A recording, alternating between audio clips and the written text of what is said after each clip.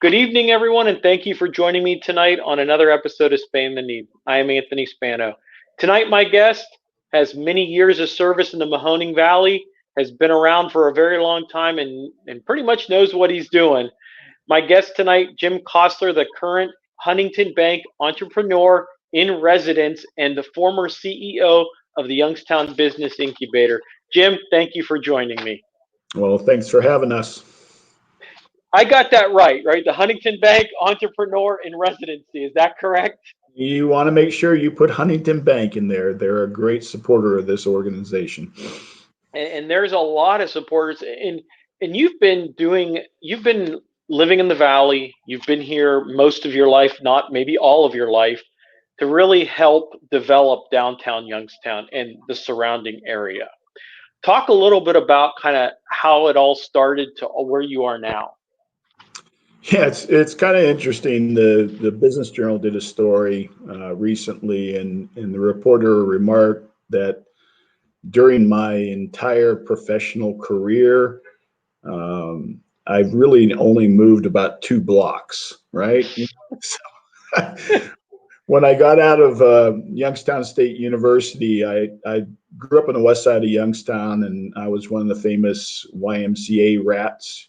Took the WRTA bus from Kirkmere Elementary School down to the YMCA, beginning when I was about 8 years old. And when I got out of college, I'd majored in philosophical literature, so there wasn't a whole lot of opportunities for me with that major. A job opened up at the YMCA, so I started kind of on the east end of downtown, and eventually through a series of different jobs with the Better Business Bureau, with the Chamber of Commerce, I kept moving to the west end of downtown, which is where we're at today. Well, let's talk a little bit about that, and we talk about how you only moved 2 blocks, which actually in a city, maybe a big city, that would be tremendously a big thing. But in Youngstown downtown is maybe only 5 blocks crosswise. Would you kind of agree with that? Yep, exactly. And let's talk about, you started out at the Y, you got hired there. Yep. And talk a little bit about that position and kind of what you experienced there.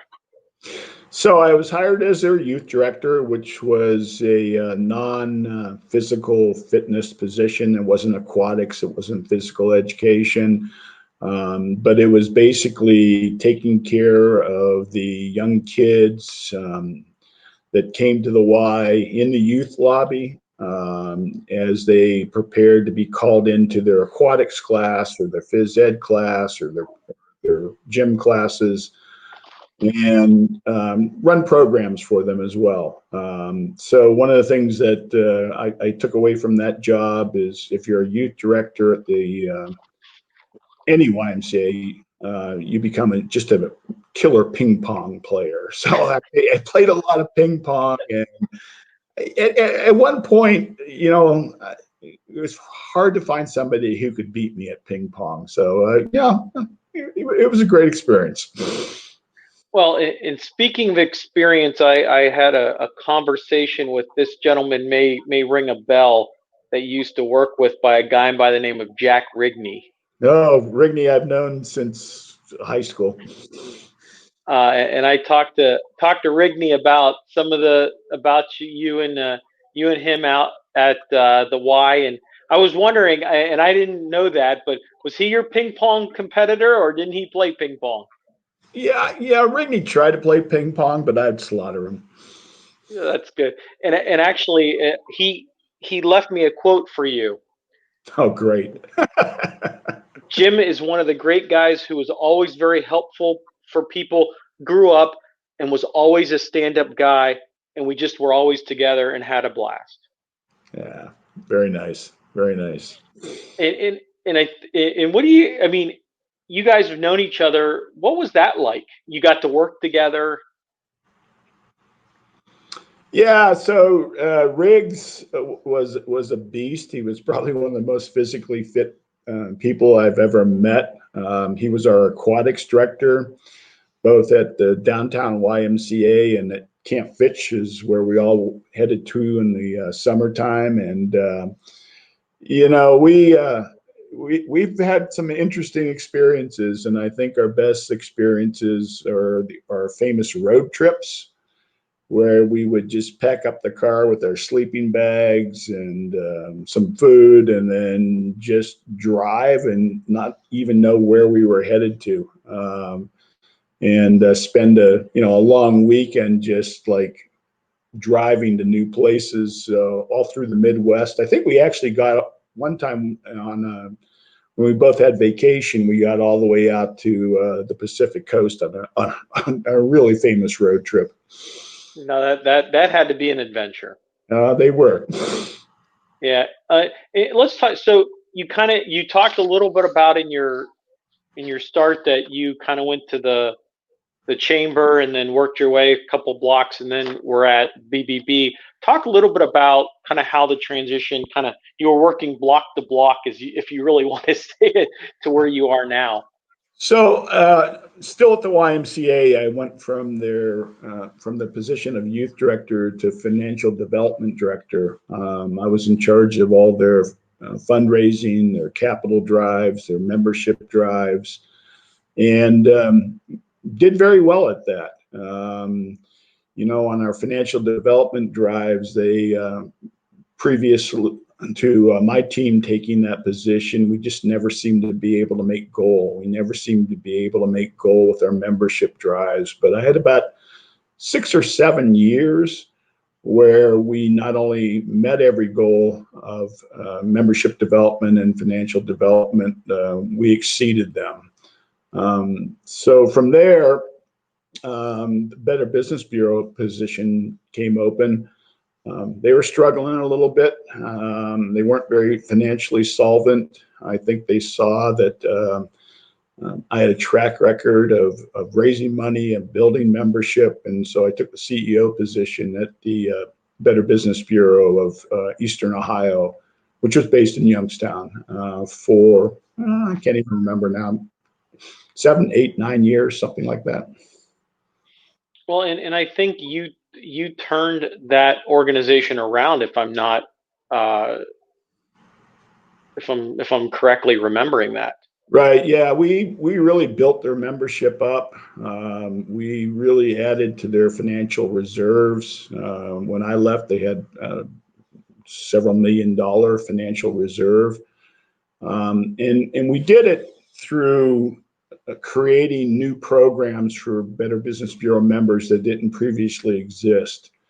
And one of the things that we did was we became a business resource center for our members' questions. And we called it our corporate services division. And it really dramatically increased the number of non-traditional businesses that would never think of joining a Better Business Bureau before, business to business kind of companies, manufacturers never would have done that before. They joined because of the strength of our corporate services division.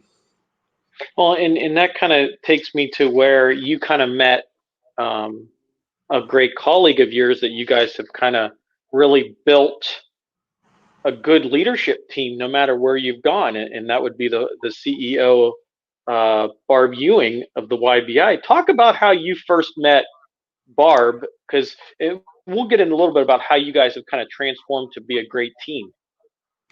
Yeah, so as our organization was growing at the Better Business Bureau, we had some new staffing needs. Barb had just graduated from Kent State University. I think she graduated with a degree in American Studies, so kind of like my philosophical literature major. Interesting degrees to run these massive nonprofits. Right. So, I interviewed her. I really, again, fresh out of college, not with a degree that I thought would add to her experience, but on the first interview, she just blew me away. She was so bright. She was so personable. She was very aggressive, if you will. And I hired her on to kind of run our corporate services division at the BBB. And we worked there together for probably 4 or 5 years, and got a call from the chamber. I think we were kind of becoming a little bit threatening to the chamber. We were taking a lot of the membership. I wouldn't say we took them away from the chamber, but they saw our membership growth. They saw our business growth, where they were pretty stagnant in their growth of their members. And they wanted me to come over to be senior vice president for corporate services and bring that kind of corporate services program that we built at the Better Business Bureau to the chamber. And one of the things I said to them was, well, it's a 2-for-1 deal. I'll come, but you're going to have to let me bring Barb with me, because she's just indispensable for what we're doing. So that's really how Barbara originally got to the chamber. Once she got to the chamber, though, she just took off. I mean, she really just took off. I think she worked for me for 6 months before they elevated her to a vice president position. Yeah, and I worked for Barb under, I was an intern at Congressman Tim Ryan's office. Oh, God, 20 years ago. I mean, 16 years ago. Yeah, it's been a while. Yeah, and I was an intern under Barb and Congressman Ryan and a variety of the staff that was there, which was an experience. You get a different perspective of what goes on behind the scenes and how much is really getting done that you don't know in normal public eye. Yeah, I think I left the chamber. Yeah, I know I did. I left the chamber first. And Barb probably left a few years later to join Congressman Ryan's. But so this is kind of like our reunion tour. When our growth at YBI got to the point where, boy, I really needed a chief operating officer. I just couldn't do all the daily functions that were necessary to run this organization as large as it's become. We reached out to Barb and offered her the chief operating officer position at YBI, and thank goodness she took it. Well, it's funny because I actually interviewed Barb probably about a month ago about talking about the YBI and everything like that, and it was interesting to just kind of hear her story, that it looks almost the same path as yours, pretty much. Yeah. It's like a package deal going to one organization. She's coming with you. Maybe not 6 months away, but she'll be there in some capacity. Yeah, exactly.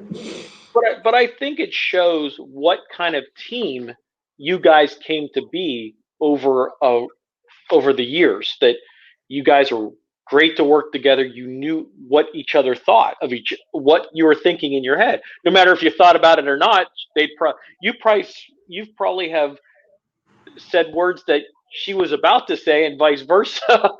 Yeah. And the reason it was so great was, we're such a huge organization now. We're probably the largest landlord in downtown Youngstown with all 5 buildings. And just on the operational side of 5 buildings, that's a lot to do. And I was getting to the point where I wasn't able to do what I love. And what I love is working with founders. I love working with startups. I love working with entrepreneurs, but I was spending all my time in board meetings and executive committee meetings and committees and subcommittees and accountants and attorneys. And I just had no time left to do what I'm passionate about. What you love. What I'm passionate about is, I love founders. I love risk takers. I love dreamers. So the stepping down as CEO of YBI and elevating Barb to CEO of YBI was a best thing that could have ever happened to me.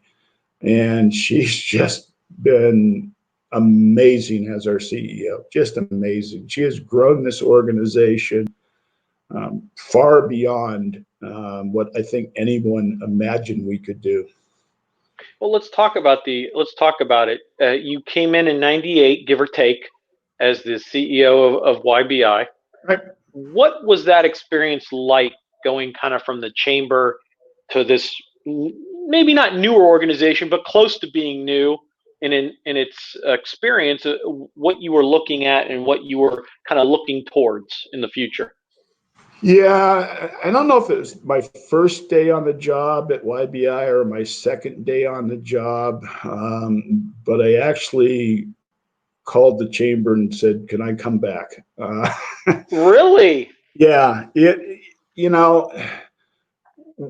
one of the things that I've learned and one of the things I coach about is the incredible need of doing due diligence before you make a move. And had I done any due diligence on YBI, had I asked for their financial statements, had I asked for their last year or two of board minutes and read them, I am convinced I wouldn't have taken the job. I mean, Interesting. we were just in such bad shape. We were one floor, one renovated floor of one building. We had no financial reserves. We're funded in large measure today, but we're certainly funded almost exclusively back in '98 from the state of Ohio. I uncovered, letters where, we were on probation.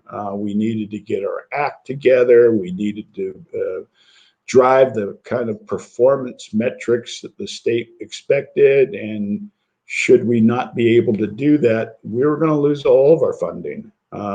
So had I known all of that, we wouldn't be talking today, probably. That's an interesting story. Do many people know that story? I'm not sure, but you know it now. Yeah, we're about to know it. You're retiring. that was 22 years ago.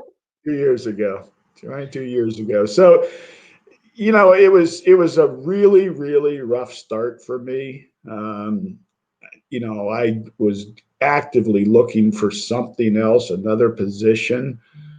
On the other hand, I couldn't abandon my employer. I couldn't just say I give up, so I spent the first, I suppose, 6 to 9 months trying to repair stakeholder relationships, trying to put the organization on the right financial footing, and trying to put together a business plan that could actually deliver the performance metrics that all of our stakeholders wanted, and that was job creation and revenue creation. Thought we came up with a really good plan to do exactly that. And lo and behold, the state of Ohio passes the Third Frontier program. So the Third Frontier program, which is still here today, was a multi-billion-dollar taxpayer-funded bond initiative to advance the acceleration of technology-based businesses throughout the state of Ohio. And so when that occurred, all the state grantees that made sense for Third Frontier, we were all called to Columbus, and we were told effectively, in 6 months, you have 6 months to figure out a way how to scale technology-based businesses in your community. And I remember driving back from Columbus and thinking, how the heck are we going to do that in Youngstown? 20 years ago, how are we going to launch scalable technology-based businesses in Youngstown when we lack the 3 primary drivers of those kinds of businesses? And so if you look at the research, there's 3 primary drivers to tech-based businesses into a tech-based economy. The first is a research university. I went to Youngstown State University. I got one heck of an education there. I got an unbelievably good education there. Same here. But in its 100+ year history, as far as I know, it has never spun off a successful high-tech startup. It's not Carnegie Mellon. It's not Stanford. It's not Berkeley, right? We've got great hospitals in the Valley. We got wonderful healthcare in the Valley, but we don't have a Cleveland Clinic or a UPMC that's spinning out a new bioscience, pharmacology, medical device company almost every month in Cleveland and Pittsburgh. And we're Youngstown, right? We're not Palo Alto. We're not Mountain View. We're not Austin. We're not Boston. We did not have the high concentration of indigenous tech companies like those communities do. Tech companies that are constantly shedding bright young engineers with an idea for a startup. So again, lacking all of those drivers, we had to do it differently in Youngstown to be successful. And we did do it differently, and we have been very successful. What were some of kind of the talking points to bring some of these startups from different places in either the United States or pretty much the world? So, I mean, one of the things we did when we kind of reinvented YBI 20 years ago from the traditional mixed use incubator, here's some cheap office space, there's a photocopier, there's a fax machine. Now go turn yourself into a world-class corporation. That doesn't work anywhere. And it certainly didn't work in Youngstown. But one of the things we did as we made this conversion to a technology-based incubator was we took the position that it would be a mistake for us to try to be good at every single technology. And it would be a mistake because you're never going to have the resources. You're never going to have the finances. You'll never gain or build the domain expertise to be good at every technology that knocks on your door. And so rather than being mediocre at everything that knocks on our door and producing mediocre results, we didn't think that's what our stakeholders wanted. What we chose to do is let's just pick a single technology that makes sense for Youngstown. And so we went through an exercise that every MBA candidate is trained to do. Exclude things before you include things. So it's really easy to exclude things, So why should we even try polymers when you've got the University of Akron and a world-class polymer industry in Akron? Why should we try to do medical devices when you've got the Cleveland Clinic an hour away? Why should we try to even touch robotics or artificial intelligence when Carnegie Mellon's an hour away? But as we kept excluding technology, we kept coming back to software. So 20 years ago, there's only really two divisions of software: B2B and B2C. So business to business, a business that develops an application another business can use, or B2C, business to consumer, a business that develops software for a consumer to use. We eliminated the B2C side. And the reason we eliminated the B2C side was the high cost of customer acquisition. And 20 years ago, we didn't think venture capital was coming to Youngstown. But we focused exclusively on B2B for a couple of reasons. That is the lowest capitalization cost of any startup on the planet. You've got a laptop, you know how to program, you could be a B2B software company. The second reason is location of those companies is completely irrelevant. The customer's use of software stops with the interface. They don't care what's on the other side of the interface. They don't know what's on the other side of the interface. And so the other side of the interface could be in Palo Alto, or it could be in Youngstown, Ohio. So why can't it be in Youngstown, Ohio? Not a whole lot of people believed that 20 years ago, but we believed it. Well, and I think it showed how you built your portfolio to really bring these companies locally. Right. So the second way we differentiated ourselves was at almost every incubator in the world, with the exception of Youngstown, the model is you grab a group of companies, you incubate them, you pour every resource you have into them, you accelerate them, and then you do the dumbest thing you could ever do. You take those companies you worked so hard with, you invested so much time, so many resources in, and then you go scatter those really early stage companies back across your region, tell them, good luck, you're on your own.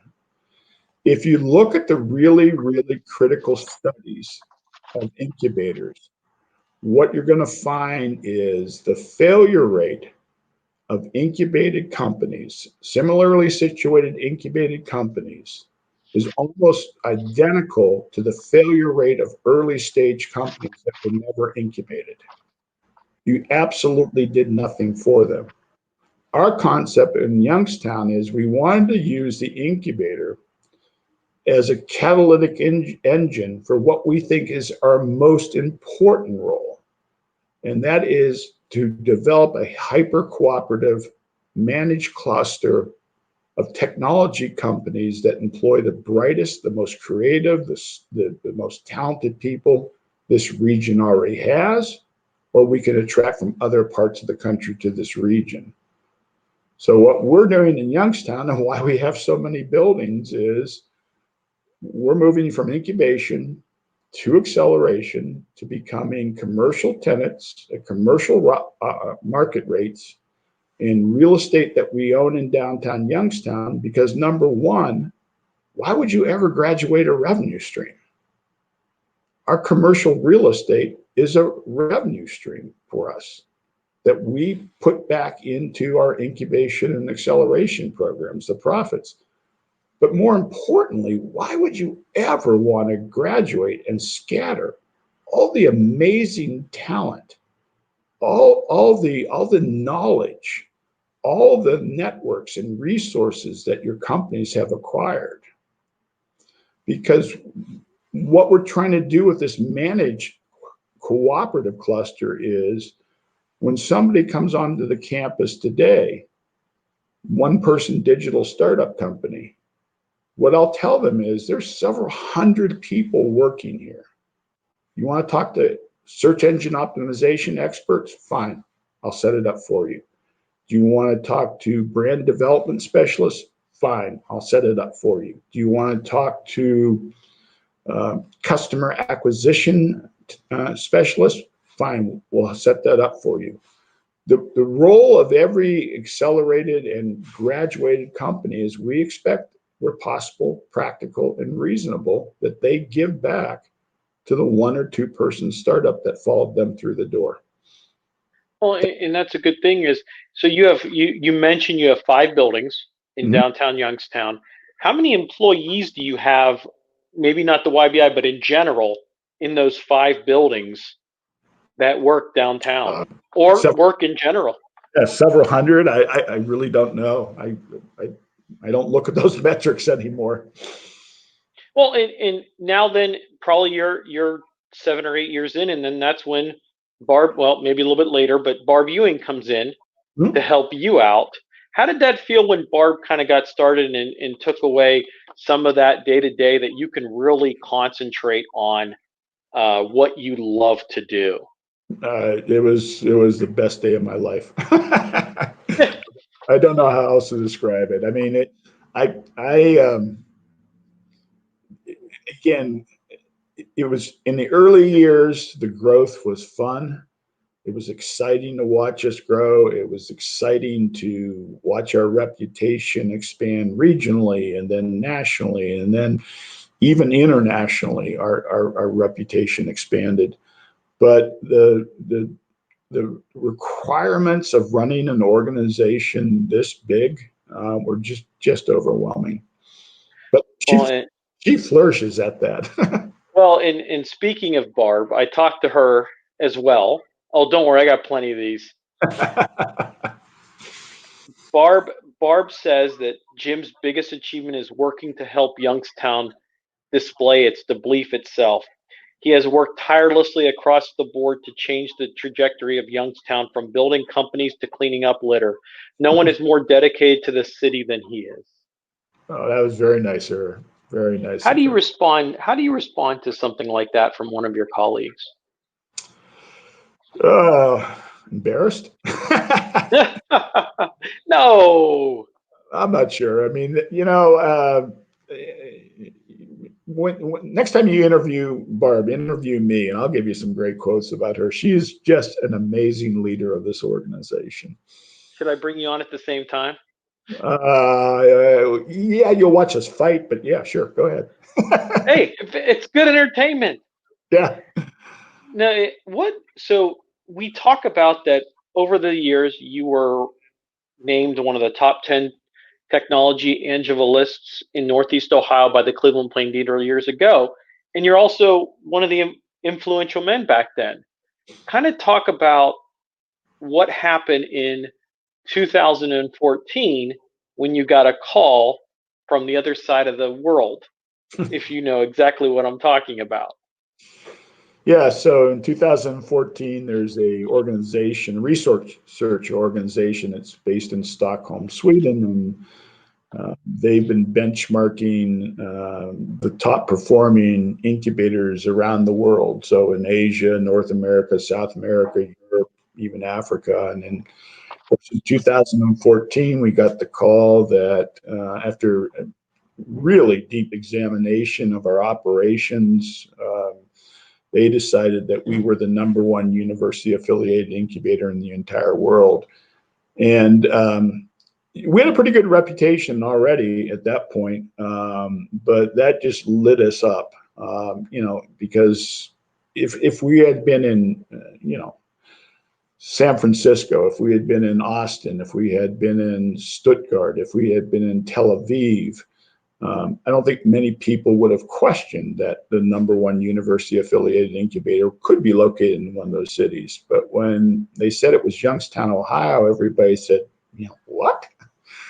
And so, yeah, for quite a while, we were inundated with calls from other accelerators, other incubators. So what are you guys doing in Youngstown that really sets you so far apart? And I think what we've told other incubators is very early on, one of the things I realized when I was CEO and still coaching companies was all the talent and all the knowledge that I would need and our companies would need wasn't necessarily going to be in Youngstown. It's going to be in other places. So about 15 years ago, we started to ask a question about Youngstown that every community like us in the country should be asking of itself. And the question we started asking was, what happened to the very best? What happened to the very brightest? What happened to the most creative and talented people who grew up here? Not who lived here for a year, but they were born here. They went to grade school, middle school, high school.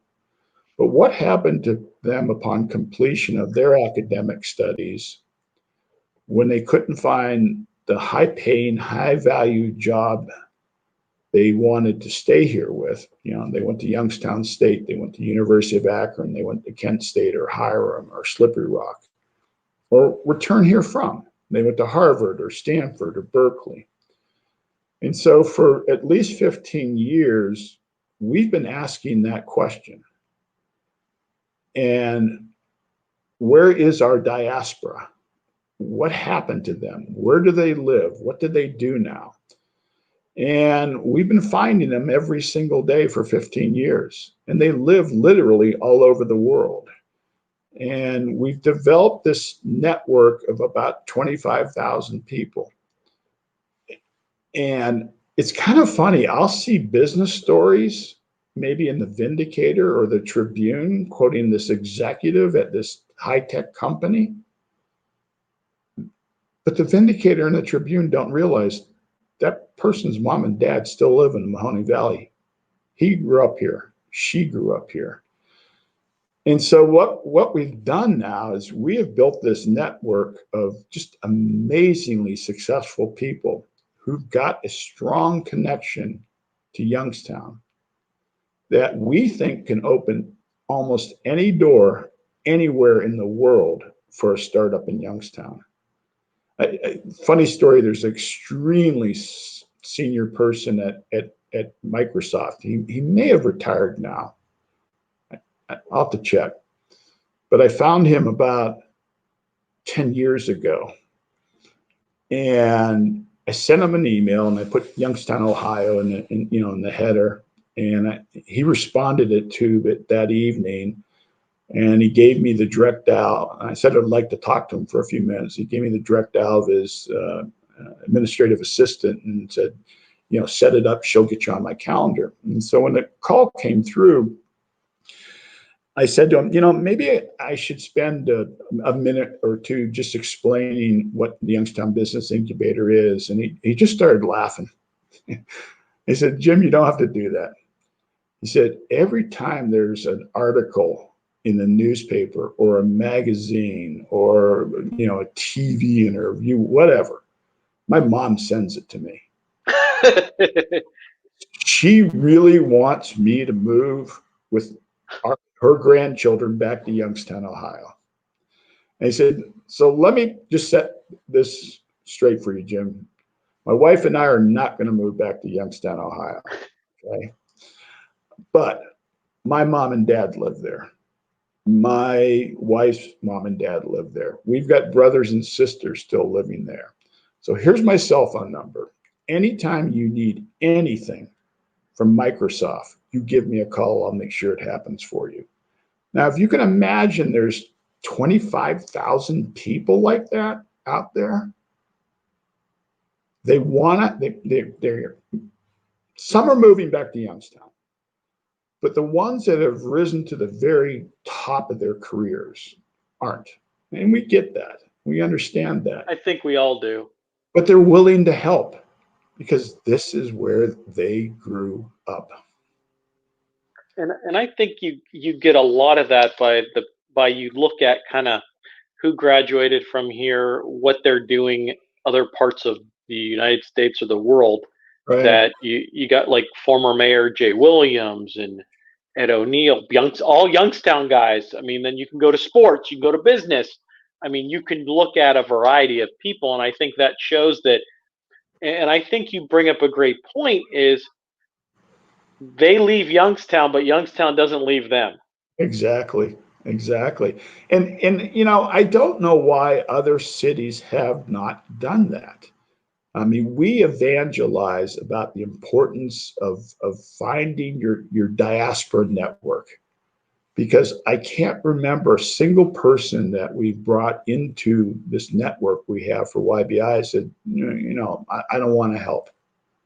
Everybody has been effusive, and they're saying, look, I've heard about you guys. My mom sends me your newspaper articles. I want to help. Just tell me what you need at, the company I'm working for now. And honestly, I don't think a single startup in the Silicon Valley has that good of a network.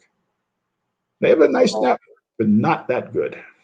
Well, how many companies are within your portfolio that have been under your portfolio for years? Oh, I'm so far away from metrics now. I haven't touched metrics in 4 years. I mean, okay, back then, what just an average? Like, I don't think what I don't understand. I understand because I'm well involved in community and I've been on several committees with you in the past. Is I know how big YBI is, depending on what you're doing. But I don't, someone that's either in the region or locally, hey, we know what YBI is, but we think of YBI as this, okay, you got buildings, what's that mean? You know what I mean? So just talk about, or at least give an idea, 3 4 years ago, how many kind of these startup companies that you've either helped or over the years in general? We've probably touched and became deeply involved with at least, I would say, deeply involved, not just touched, but deeply involved, deeply engaged with 50 plus companies. But not all of our companies are necessarily on campus, right? So right now, I would say our hottest startup on the digital side isn't on our campus in Youngstown. It's a company called Reach 24. I think they're up to 45 employees. They provide state-of-the-art logistics optimization software for the trucking industry, and for the industries that support it. They count Amazon as a customer. They count Bridgestone as a customer. They count 5 of the largest trucking companies in North America as a customer. But almost no one has ever heard of Reach 24 with that many. I haven't, but I know the trucking industry is one of the top industries to move goods. Still is the top one besides planes and trains, but trucking is probably, maybe, I don't know if they are, but I know they are one of the biggest to transport goods and services. And trucking has, as we've shifted from terrestrial retail to e-commerce, guess what?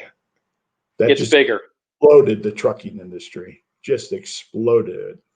And I think that shows what's going on during the pandemic, Yep. because people are staying home and you're doing more ordering online. A lot of these retailers are not having the inventory in the store anymore as what they used to. So now everything's moving to trucking. So this helps these types of companies, the Reach 24s that we don't know about. Yep. Exactly. Well, and with that, you guys got to have, you got to build your employees, you got to build your internships for your company to support what you do. Yes, of course. And I had a discussion with one of them that worked with you, Jillian Smith. Jillian, she was one of the best ever. And I talked to her briefly, and she says, Jim has the uncanny ability to see exactly what it is in person, idea, or even an entire city. That is great, and it can be developed to become something even greater. He's not impressed by what's trendy, and he can be brutally honest when he sees more fluff than stuff. But when he sees promise, potential, something truly different, he will stop at nothing to turn it into something more and more than it ever could have been otherwise. I like that. I like that fluff than stuff. That's a good one. There was a kind of a meme going around social media, and what they asked you to do in the comment to it was describe your job in the simplest term possible. And so I responded with, I crush dreams. I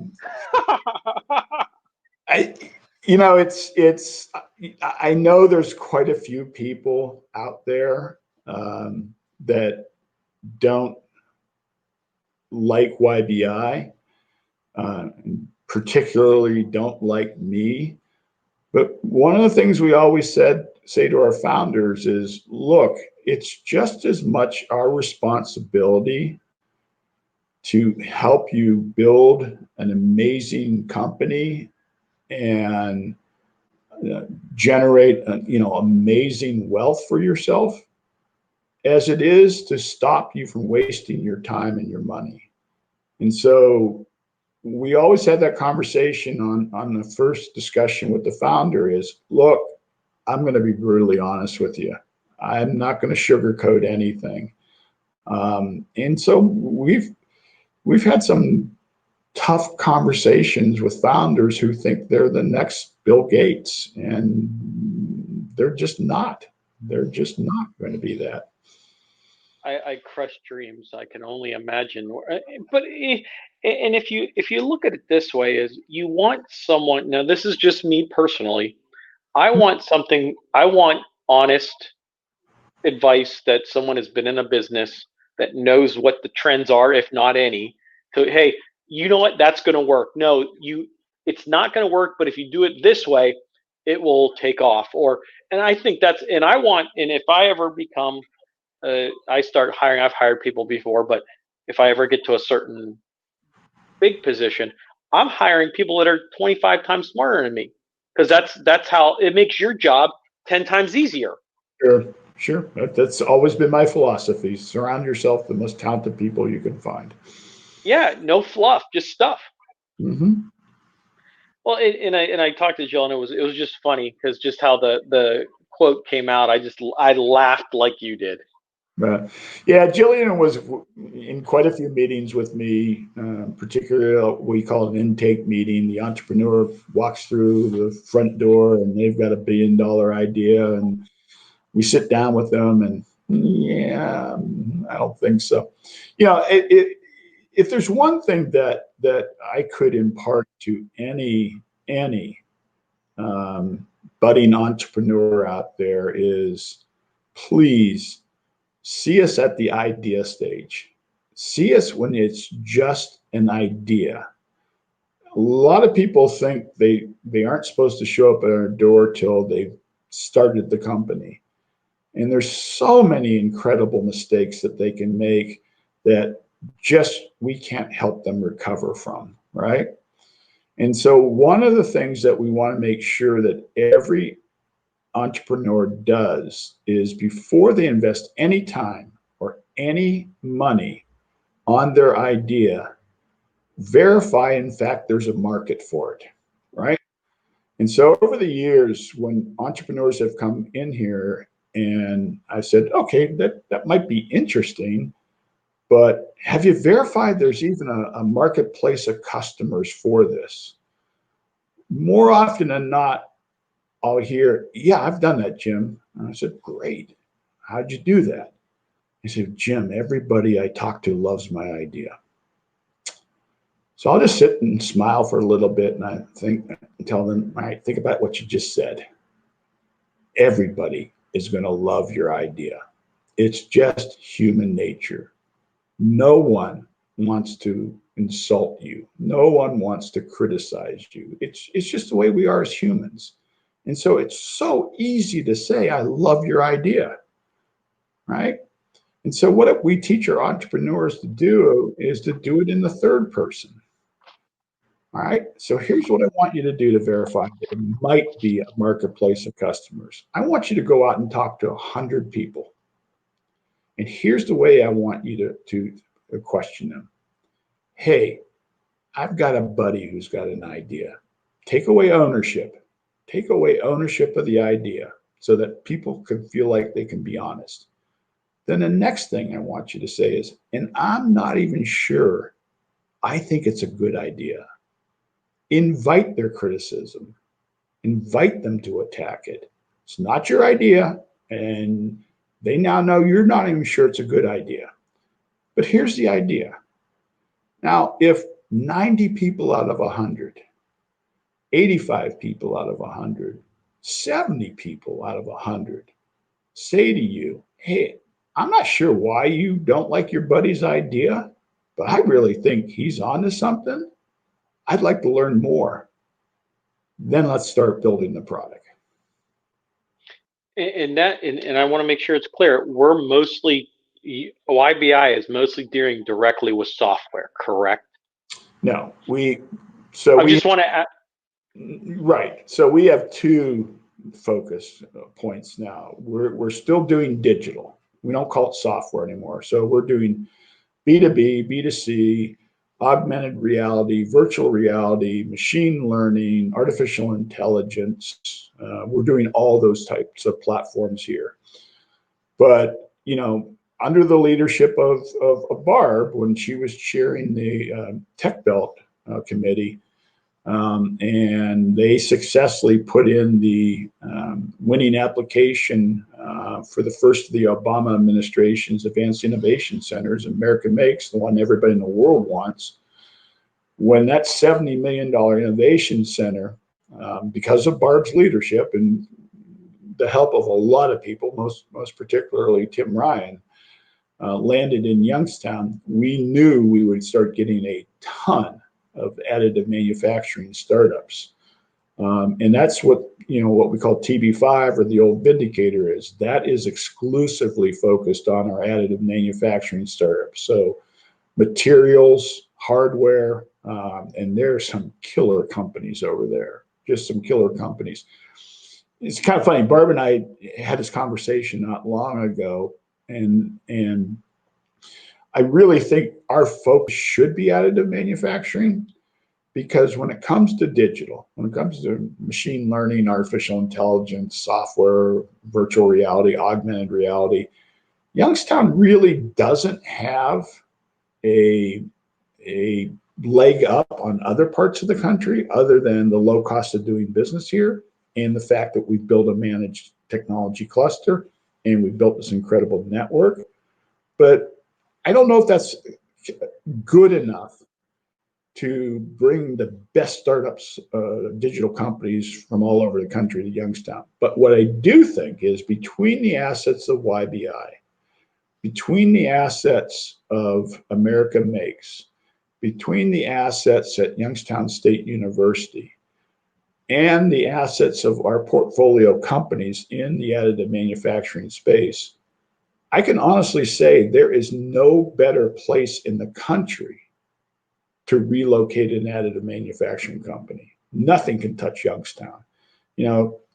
We had a pretty high profile San Francisco startup move here, Rugged 3D, and amazing founders, unbelievably amazing founders that started this in San Francisco, and then reached out to us and moved here from San Francisco. And the quote from one of the founders to someone in the media, I don't remember who it was, if YBI would be on the moon, we'd move our company to the moon. There is no place in the country better than Youngstown for additive manufacturing. And so I think a lot of our focus is going to build that out even further.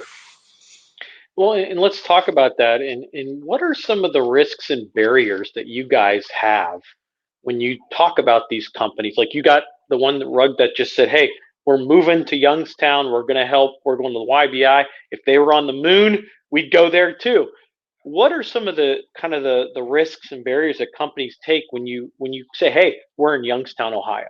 And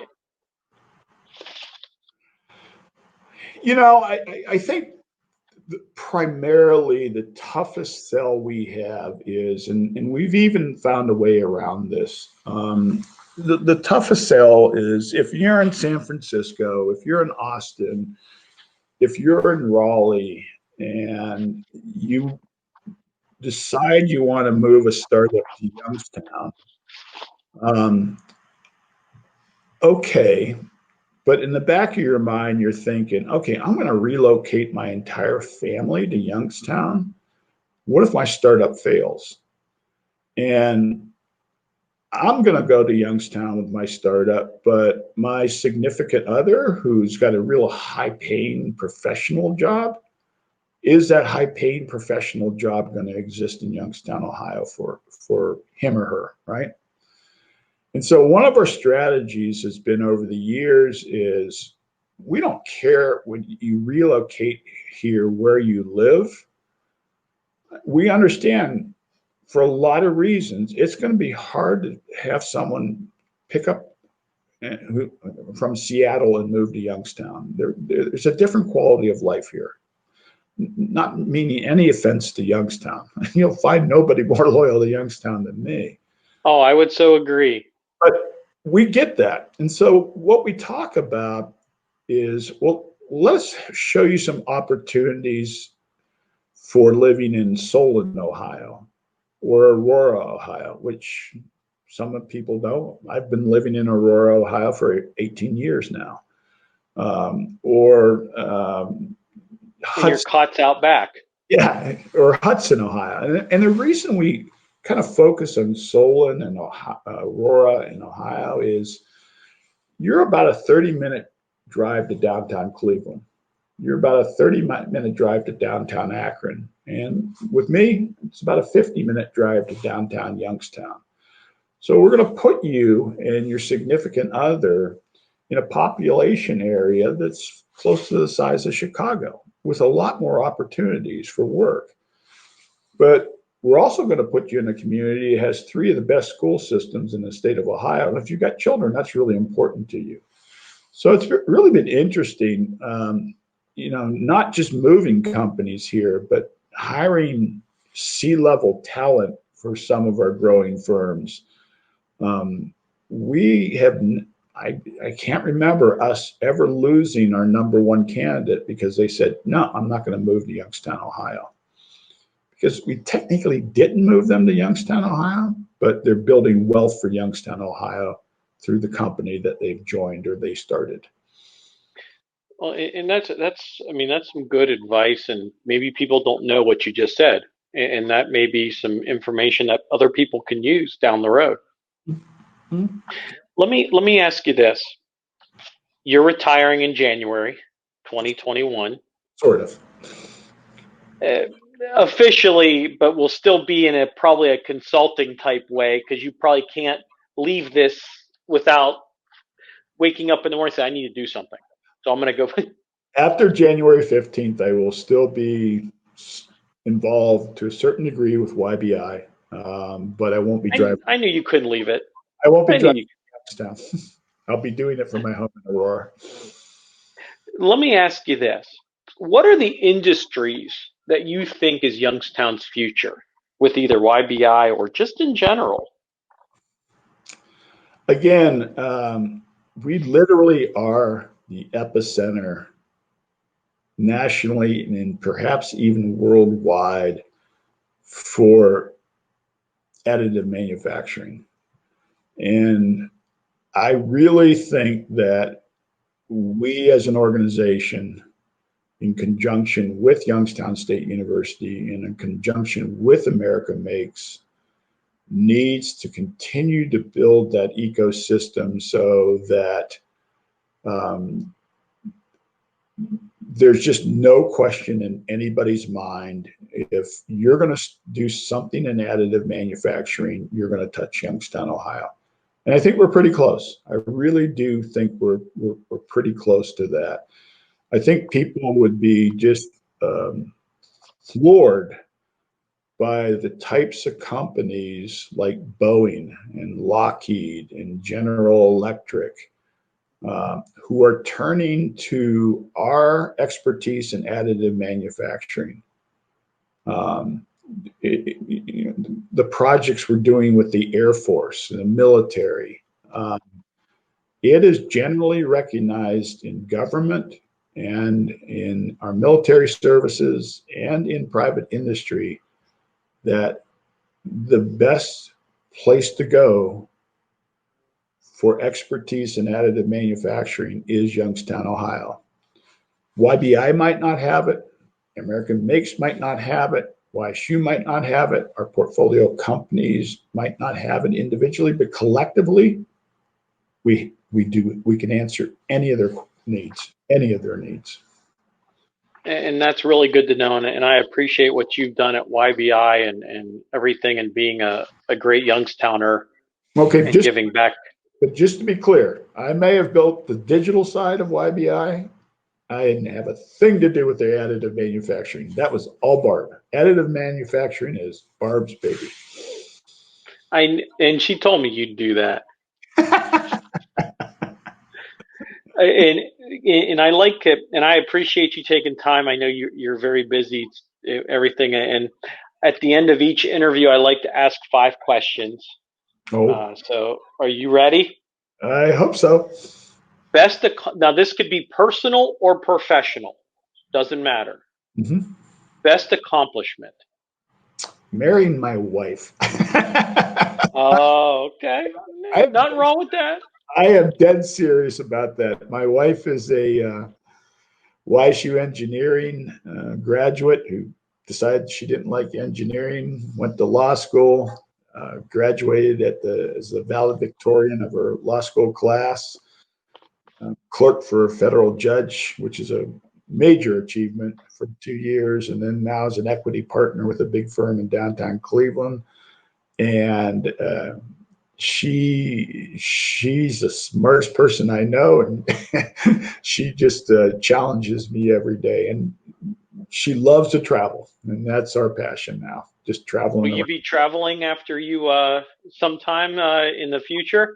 Well, we had 3 trips planned for this year, all international ones. All 3 got canceled because, no countries, Pandemic. yeah, nobody's letting them No in. one wants us. No one wants us. Well, but yeah, we've rebooked them for next year. And the one thing that, because of the job she has and me stepping down and cutting down my hours, we're going to really step up our travel. You can always travel to Youngstown, Ohio from where you live. There you go. Best memory. Best memory. Wow. God, I mean, you're going to think this is corny, and I'm dead serious about it. There's nothing wrong with that.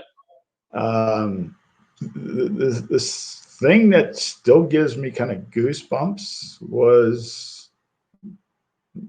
our marriage ceremony. It was just, I don't know. It was just a surreal moment for me. Nothing wrong with that. Okay. Okay. Best experience. I don't know if there's been a single best experience, but in general, it literally has been our ability to travel. One of the things that we do when we travel is we'll try to read as much as we can about the history and the culture of the city or the country that we're going to be in. And it's been interesting. Probably in the last 5 or 6 years, my wife is a travel planning expert, and she's figured out how to get private tours with local scholars, right? Oh, that's okay. So, for instance, I think last year we were in Morocco, and it was the first time we've ever been in Morocco. And there was a driver, but our tour guide, who spoke, I think he said 7 different languages, had his PhD in Moroccan history, right? So it was just we go to Scotland a lot. And both my grandmothers were born in Scotland. And for the last 4 years, he's not a guide anymore. He's become our friend. And we've got a 5th trip booked with him in May of next year if it goes. He's working on his PhD in Scottish history. So it's just, we really just enjoy, we're not ones to lay on the beach, right? You want to do stuff. You want to go active. It's like when we hit the ground, we're just driving ourselves from sunrise till midnight, trying to just take in as much as we can, taking as much of the culture as we can, the food as we can, and the history as we can. It's so it's, I guess, just travel in general. Yeah, I went on my honeymoon last year before all this happened in September. My wife and I went to Italy. Oh, what part? We first did Dublin and then went to Venice and then Rome. Mm-hmm. Well, we broke them up, and I said, if we're going to Dublin, I'm going to make the trip to Italy somehow, because I'm Italian. So we went to Venice and Rome, and it was the same thing.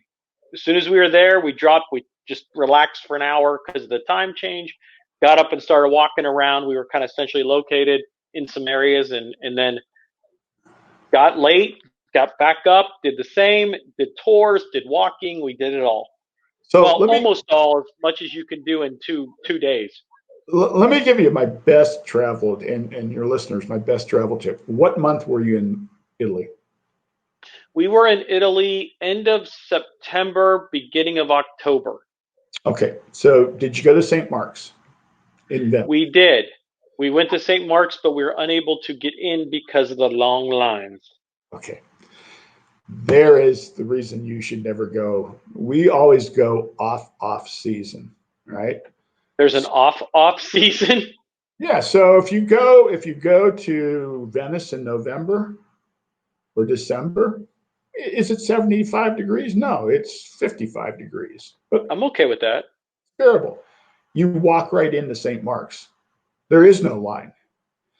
And then one of the things that we've done is if we're in a cathedral as beautiful as St. Mark's and they have a Sunday Mass and we're in the city, we attend the Mass. Because here's what people don't understand about St. Mark's is generally if you wait 3 hours in line, you are pushed through and out in 15 minutes. And guess what? They don't turn the lights on. You'll never see the Botticellis on the wall. You'll never see the gilded ceiling. You'll never see the gilded altar unless they turn the lights on. They're almost invisible to you. Yeah, the thing I loved about Italy, and I still always will, is the churches. Oh my gosh, yeah.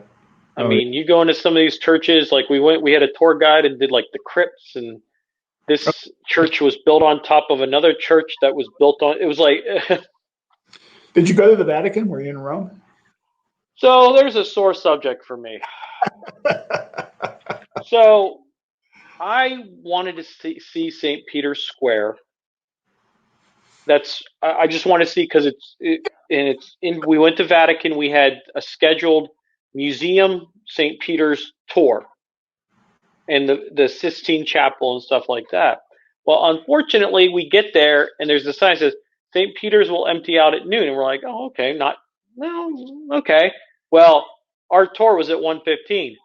They closed it because the Pope was doing mass in there, and we could not go. I was not happy. I'll bet. I traveled 2,000 miles because St. Peter's was one of the ones I wanted to see the most. And here's a funny story. Again, we had a private tour of the Vatican with a historian, and so we cut all the lines. Right. Off season, there were still lines. And it was really funny. It's kind of like the first time you see the Mona Lisa, and you turn the corner and you look at it and you go, "You're kidding me? That's the Mona Lisa," because it's like this big, right? I always thought it was like 6 feet tall. But when the Vatican is stunning, but when I walked into the Sistine Chapel and I looked up and I said, "Really? That's all there is?" It did not impress me. It did not impress me as compared to other parts. Well, what's more impressive, the Sistine Chapel or Spock? Spock. Just over your left shoulder. There he is. So, who's your role model? Interesting.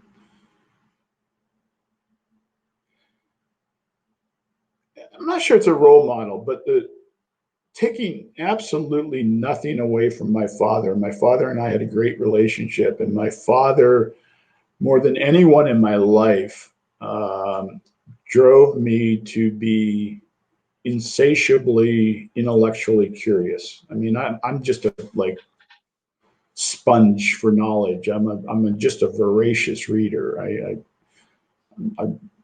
read on almost every single subject there is. But my one grandfather was a very successful businessman, and he wanted to instill in me a work ethic. And so I think when I was 8 years old, he said, "Okay, I want to hire you to cut my grass." And he was very particular about the way he wanted his grass cut, right? Really particular. And so when I cut it for the very first time, we sat down at his kitchen table, and he pushed 5 $1 bills across the table at me. He said, "Well, there's your pay." And that was a lot of money back then. Well, I mean, you're still only 39 years old. Right, exactly. And he said to me, "Jimmy, what are you going to do with that?" And I said, "Oh, Grandpa, there's a model at Amers I want to buy, and I'm going to do this, I'm going to do that." And he said, "Okay." And he said, he pulled $3 back. I'll never forget this. I'll never forget this. He said, "You spend that $2 any way you want to, but you and I are going to invest the $3. And he got me to understand that your budget for living expenses is 20% less than what your take-home pay is. I mean, I worked from the time I was 8 years old to the time I'm 66 years old now. I've always worked. And I always will take 20% of my income and invest it. Okay. So, maybe I couldn't drive a Corvette or whatever it is I denied myself, but my living expenses was 20% of less than my take home. If you do that from the time you're 8 years old to the time you're 66 years old, you put together a really nice investment portfolio.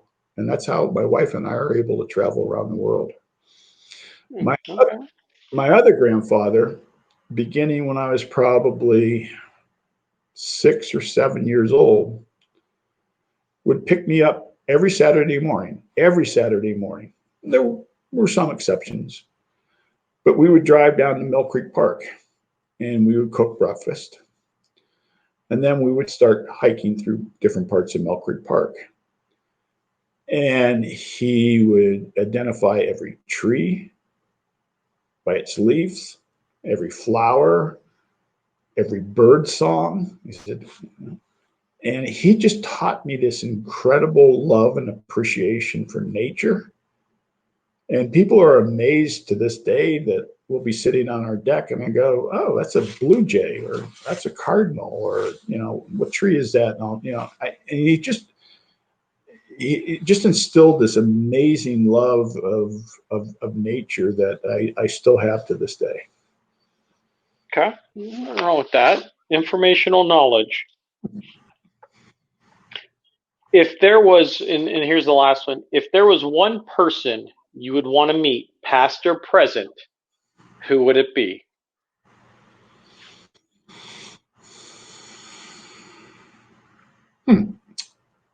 Wish you would have set these out in advance. I could sound smarter with my answers.